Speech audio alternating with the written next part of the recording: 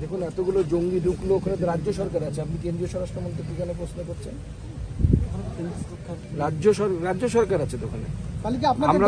আমরা তো বলিনি যে ওখানে রাজ্য সরকার তাড়াতাড়ি ভোট করিয়ে রাজ্য সরকার প্রতিষ্ঠা, সুপ্রিম কোর্ট বলেছে, আমরা সুপ্রিম কোর্টের নিয়ম আদেশ মেনেছি। সুপ্রিম কোর্ট যদি না বলতো তাহলে এত তাড়াতাড়ি ভোটও হতো না, পুরো দমে কেন্দ্রীয় শাসন থাকতো। সুপ্রিম কোর্ট বলেছে বলে আমরা মেনেছি। কিন্তু দায়িত্ব সবার। যথেষ্ট কি নিরাপত্তা ছিল না? দায়িত্ব সবার। শুনো তো, ভোটের আগে তো আমরা পুলওয়ামা দেখেছি, তখনও তো একই ধরনের ঘটনা ঘটেছে। 300 ডিরেকশনে একটা গাড়ি ঢুকে গেল, সেনাবাহিনীর কনভয়ে হামলা হলো।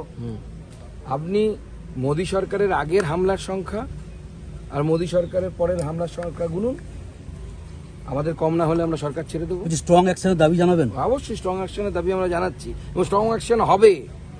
মাননীয় প্রধানমন্ত্রী তার বিদেশ সফর ছেড়ে চলে এসছেন, মাননীয় গৃহমন্ত্রী ওখানে বসে আছেন, কাউকে ছাড়া হবে না। সার্জিক্যাল স্ট্রাইক নিরাপত্তা সেটা সময় হলে বলবে কি হবে। নিরাপত্তা নিয়ে একটা প্রশ্ন উঠছে, কি বলবেন?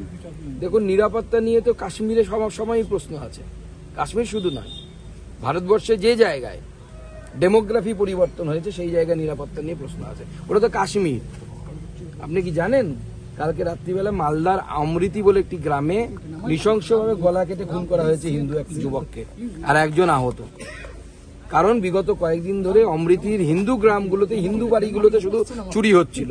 গ্রামের লোক সবাই মিলে রাত পাহারার ব্যবস্থা করে। এই মৃত্যুর জন্য কাকে দায়ী করবেন? গলা কেটে মারা হয়েছে, যেভাবে জবাই করা হয় মানুষকে, যেভাবে খাসি জবাই করে, বকরি জবাই করে, সেইভাবে মানুষকে জবাই করা হয়েছে। একজন হসপিটালে, একজন মারা গেছে। পরিবারের সাথে কথা হলো, কি বললেন? পরিবারের সাথে কথা হলো, পরিবারের পরিবেশ শোকস্তব্ধ, স্বাভাবিক। বাবা মা তার স্নেহের সন্তানকে হারিয়েছে। তাদের 3 সন্তান, 3 জনেই সরকারি চাকরি করেন।